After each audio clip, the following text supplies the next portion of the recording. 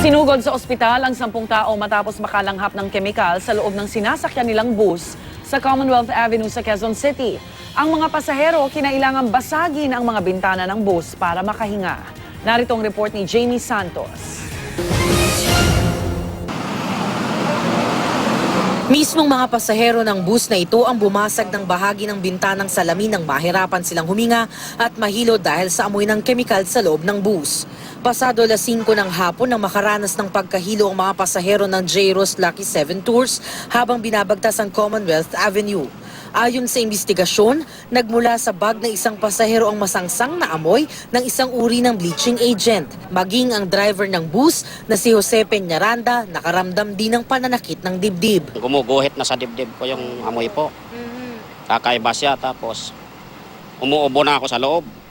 Isinugod sa East Avenue Medical Center ang 10 pasahero ng bus, kabilang na ang may dala ng kemikal na nakilalang si Jeneline Caliao. Pasado 9:00 kagabi nang dumating ang liaison officer ng J-Ross bus sa presinto.